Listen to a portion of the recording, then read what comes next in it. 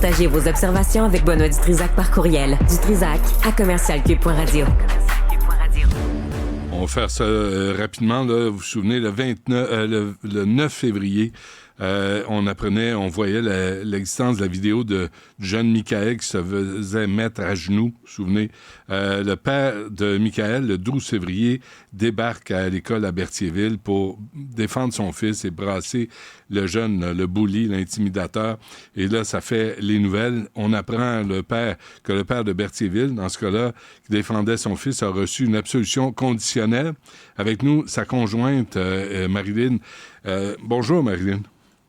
Bonjour, Benoît Dutrisac. Merci d'être avec nous. Comment vous avez accueilli la décision du juge?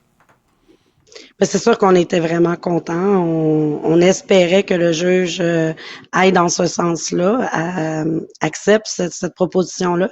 On avait un juge extrêmement ouvert là, face à ça, face à cette suggestion-là. Là, on était très contents. Comment va Michael? C'est difficile avec Michael. Je dirais, ça a fait un gros impact pour lui. On a perdu, moi je trouve qu'on a perdu un peu, là, tu sais, je disais, son petit côté enfant, on dirait qu'il l'a perdu, ça. Comment va votre conjoint? C'est pas toujours facile. Il y a des journées où ça va bien, puis il y a des journées où c'est plus difficile. C'est sûr, il y a beaucoup de remords. Il y a eu beaucoup de choses qui se sont passées suite à ces événements-là, donc on essaie de faire avec ça au quotidien, mais c'est pas toujours facile, je vais vous avouer. Non, j'imagine. Puis en même temps, je vais vous dire, les gens quand on a vu la vidéo là, de votre conjoint, on la passera pas d'ailleurs, on a décidé de pas la jouer, brasser le jeune, là, on s'est dit, coudonc, c'est-tu un homme violent, ça? C'est-tu un crinqué? Est-ce que c'est le cas? Non, tu sais, c'est sûr, comme tout parent, je pense qu'on est tous capables à quelque part de faire un geste comme mon conjoint a fait quand il s'agit de nos enfants. Ouais. Mais prime abord, c'est pas sa façon de réagir. Tu sais, c'est quelqu'un il va parler, il va prendre des ententes, il va jaser. Tu sais, c'est quelqu'un qui est super cool. Les ados viennent à la maison, on s'amuse, on a tout le temps plein de fun. C'est vraiment pas envers un enfant. Moi-même, là, j'ai été sidéré. Tu sais, quand il est revenu à la maison, là, il était comme en panique déjà là. Tu sais, j'ai été trop loin. Qu'est-ce que j'ai fait? Là? Il était déjà dans la panique. Puis quand j'ai vu la vidéo passer, j'ai compris. Là. Tu sais, le premier titre, il était très percutant aussi là, dans les médias. Donc, ça fait c'est fort. Là. Qu'est-ce qui a été l'élément déclencheur là, pour que votre mari décide de débarquer à l'école puis dire, là, je vais aller le brasser, le jeune? Là. Mais c'est parce que ça faisait 3 ans pas que Michael vivait de l'intimidation, mais que ses fils vivaient de l'intimidation, parce qu'il y a aussi son plus grand. Il y avait eu tellement d'appels qui avaient été faits, tellement de rencontres, tellement de discussions avec les TS et tout ça. Il y avait eu les TES, il y avait eu la direction, puis il y a eu 2 plaintes qui ont été faites à la police. C'est suite à ces 2 plaintes-là, quand on nous avait assuré que Michael pouvait revenir à l'école le lundi sans aucune inquiétude, que quand ils nous ont appelés pour dire « Ouais, Michael, finalement, il s'est fait encore... c'est là que... Puis même encore là, il s'est pointé à l'école, mais c'était vraiment pour aller reporter plainte. Quand il est parti de la maison, moi, il m'a dit « Je m'en vais porter plainte à la police. » là. Ah oui. Marilyn, je ne veux pas aller dans les détails, là, mais quel genre d'intimidation vivait Michael? Parce qu'à un moment donné, il y a un bout à tout, là. Ça l'a commencé prime abord parce que son frère étant plus coloré, plus extraverti, homosexuel, on a commencé tout de suite à le catégoriser. Ah, ok, ça doit être de famille, ton frère, c'est les mots qu'il employait, ton frère c'est une tapette, donc tu dois être une tapette forcément. Ça a commencé comme ça. Après ça, on a même été jusqu'à mettre un tampon souillé d'encre rouge qu'on a mis dans son capuchon, qui a traîné avec ça une partie de la journée avant qu'il s'aperçoit qu'on riait de lui puis qui s'aperçoit de ce qu'il y avait dans le capuchon. Ça a été des choses comme ça. La veille, le vendredi, quand on l'a pris là dans les casiers, on est arrivé derrière lui, on le suivait en masse pour le prendre, puis il a essayé de se sauver, mais ils l'ont attrapé par le collet avant le temps. Puis là, ils l'ont obligé à le mettre à genoux, des coups de poing sur la tempe, des coups de pied, puis... Et ça, ils sont une dizaine là, à l'écœurer. Là. C'est des lâches. Là. Ils se prennent en gang contre eux. Oui, parce que vous voyez, depuis que la tête dirigeante de cette petite gang-là a été expulsée. Donc, le jeune qui fait mettre à genoux Michael. Ouais. Depuis que lui a été expulsé, soudainement, tout le groupe s'est un petit peu dissocié. Il reste quelques petits... mais c'était vraiment lui la tête dirigeante là, de ce groupe-là. Tu sais, lui, s'il disait noir, il fallait que tout le monde dise noir. Ça vous a coûté cher, hein, cette histoire-là, là, pas juste en termes de fric, là? Non, ça nous a coûté cher en termes d'estime, en termes de financier, oui, en termes de famille. Tu sais, ça a causé des choses aussi au niveau de la famille, tu sais, des discussions qu'on a eues. Tu sais, Michael, on doit reprendre avec ça. Il se fait souvent interpeller par rapport à cet événement-là. On lui ramène, tu sais, il l'a vu souvent passer la vidéo de son intimidation, là.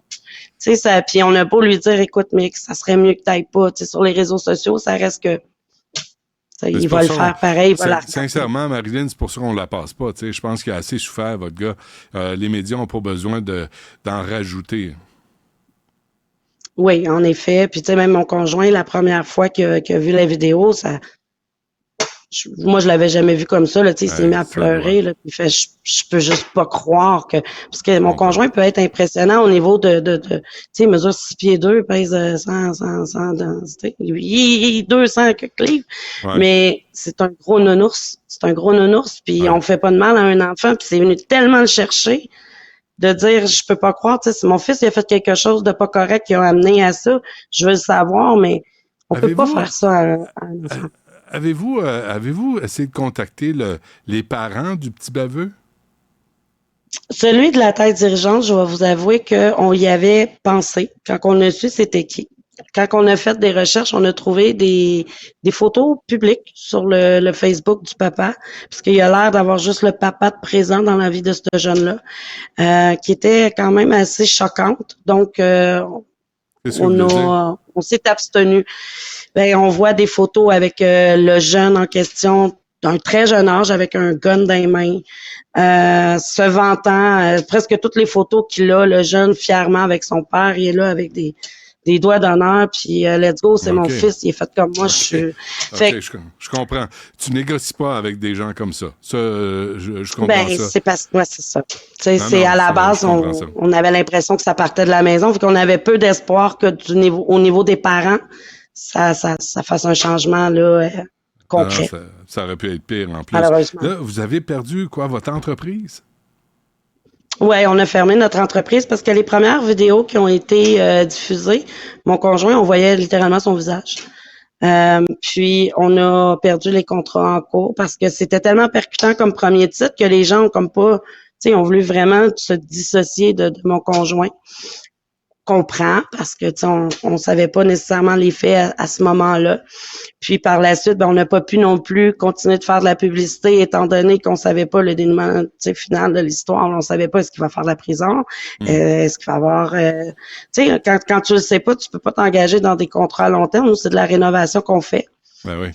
Donc avez-vous reçu Marilyn, des excuses, des explications de la direction de l'école, du centre de service? Parce que, il y en a du personnel, il y en a du monde, là.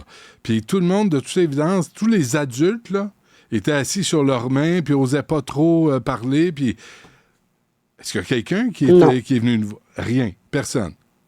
Pas du tout. J'ai pas eu d'appel. C'est sûr qu'on a eu une rencontre pour le retour de Michael qui s'est fait une semaine après les événements.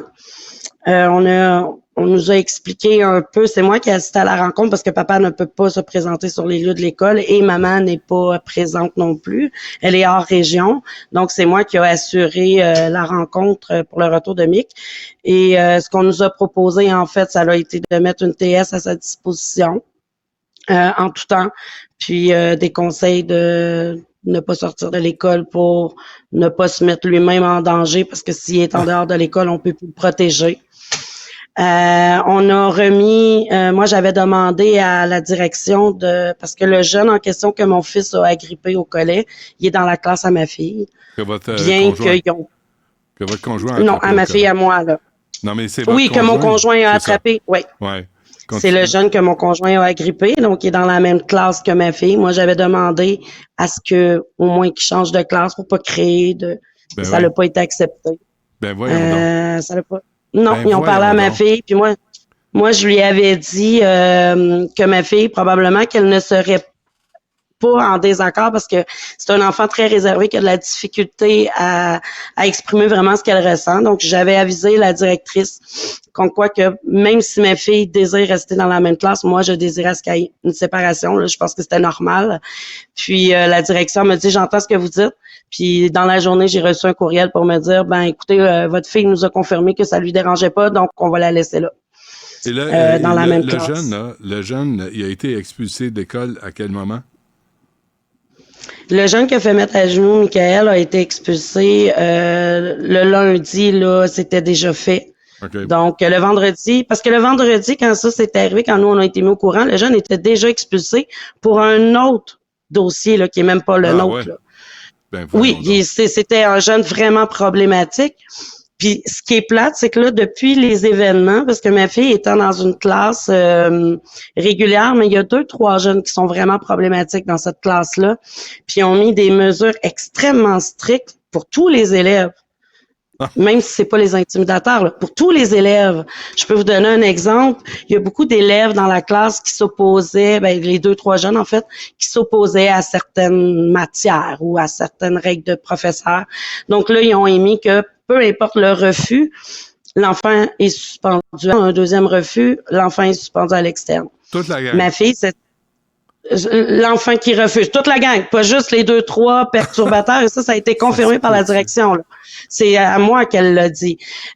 Puis, ma fille, cette semaine, elle a un malaise à jouer au pocketball. Bon, dans son cours d'éducation physique. Elle a refusé de jouer au pocketball. Elle a été suspendue à l'interne tous ses cours de la journée, y compris son heure de dîner.